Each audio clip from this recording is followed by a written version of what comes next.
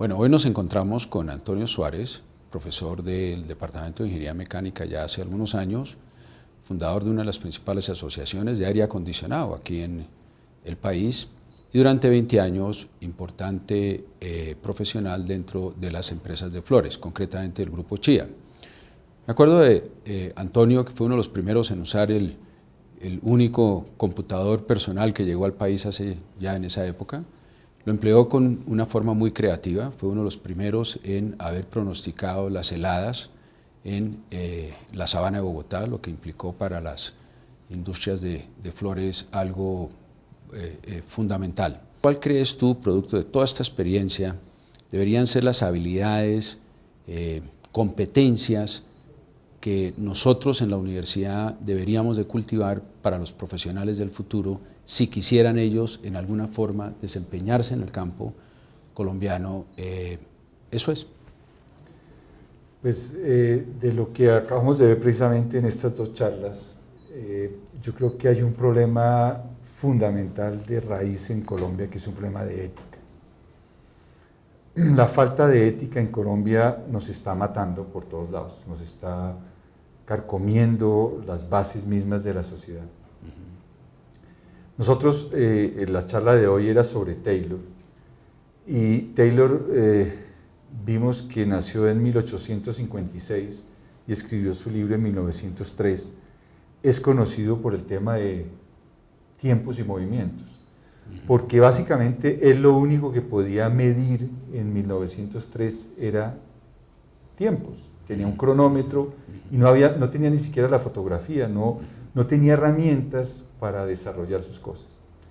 Entonces desarrolló toda una teoría en donde no tenía en cuenta el ser humano y se basó en la rentabilidad de las compañías, y eso generó muchos movimientos y mucha gente que lo odia. Inclusive en internet hay un video bastante bueno en donde habla del bastardo Taylor. En la charla que vimos hoy traté de entender cómo unir hechos y datos, porque tiempos y movimientos, los hechos son los movimientos y los datos son el tiempo. ¿Cómo unir eso con confianza? Porque para hacer negocios, para que cualquier cosa funcione, cualquier relación humana funcione, tiene que haber confianza. Si los dos no confiamos, si no hay confianza entre los dos, no vamos a llegar a ninguna parte.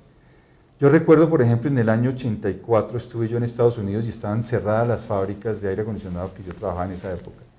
Yo llegaba, en la mitad de la fábrica había una raya amarilla y me decían, de aquí para allá está cerrado. Yo decía, ¿pero qué pasó? Dice, sí, no hay confianza.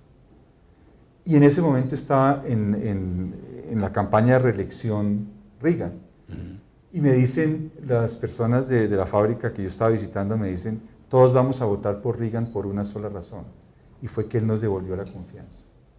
Y ahora estamos seguros que esta parte de la fábrica se va a volver a abrir. Dicho y hecho, 2 años después volví y estaba todo trabajando a pleno vapor, porque existía confianza. Entonces, para que haya negocios, para que cualquier cosa funcione, para que la relación mía con mi señora, o del novio con la novia, o del papá con el hijo funcione, tiene que haber confianza. Si no hay confianza, nada funciona. Entonces, ¿cómo salgo yo de hechos y datos a llegar a tener confianza? Entonces, ahorita acabamos de hacer un análisis que es el siguiente. Los hechos y los datos me generan información. La información es lo que nos tiene bombardeados hoy en día, que está internet, están los videos, las televisiones, las revistas, los periódicos, las bases de datos. Cada vez que yo entro a un supermercado y compro con mi tarjeta de crédito, los códigos de barras me están generando toda una patrón de consumo mío. Y esa información la usan las compañías para ver qué me venden más, o cómo me venden mejor, o cómo me exprimen más el bolsillo. Yo recuerdo a Enrique Susemil, que era profesor de mecánica con el cual compartí la oficina muchos años, decía, yo soy un simple intermediario entre la universidad y Carulla. ¿Sí? Porque esa parte económica es fundamental.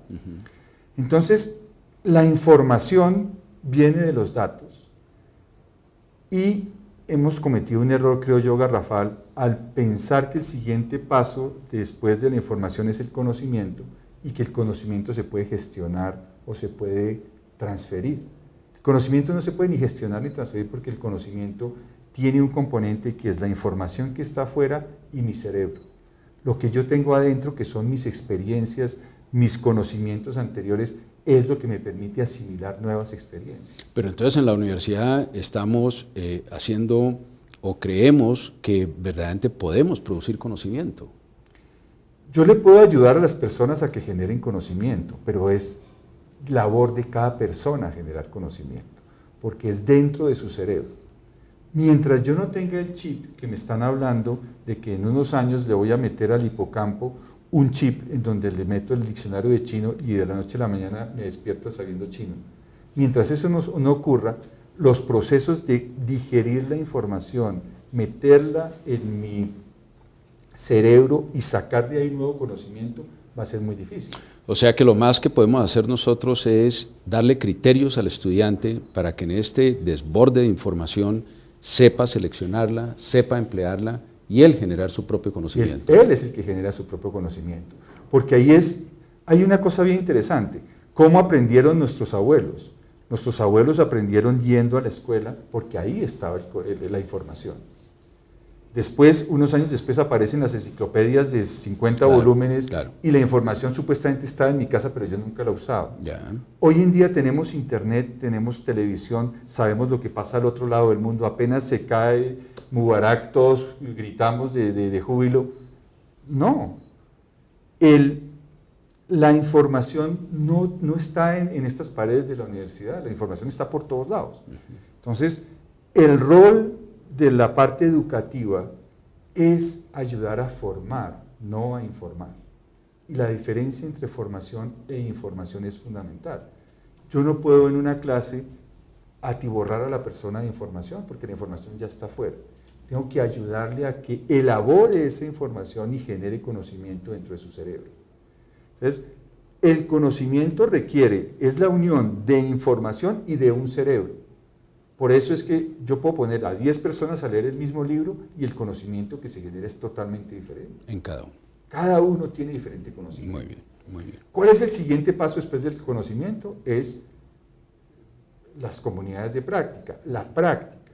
Cuando dos cerebros empezamos a compartir lo que entendimos, lo que generamos de conocimiento, empieza a generarse una comunidad de práctica y es que entre los dos, ahí sí 1 más 1 es mucho más que 2. Muy bien, pero es imposible tener dos cerebros, lo que vamos a tener son dos personas, Son dos rostros, personas, emociones. Y por eso son las comunidades de práctica, porque las comunidades de práctica, y cuando uno habla de práctica, el mejor ejemplo es la práctica médica, en donde los médicos toman su práctica profesional y la comparten. ¿Los ingenieros colombianos compartimos nuestra práctica? No, porque no, es un valor, digamos, es una ventaja comparada, saber una cosa que el otro no sabe. Claro, entonces puedo competir por contra eso es él. que seguimos siendo subdesarrollados. Mientras las comunidades de práctica no se den, es imposible que el nivel de todos fluya. Entonces, la práctica requiere conocimiento, pero más de un cerebro.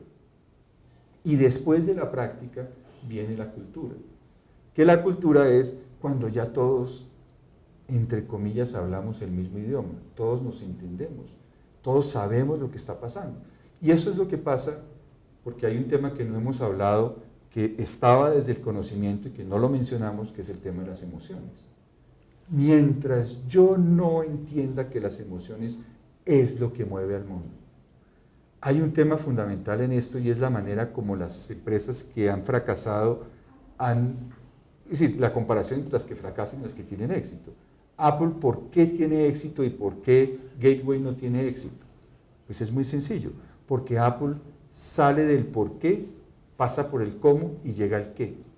Entonces uno le compra a Apple lo que diga, porque no me interesa el qué, porque me vendió el por qué.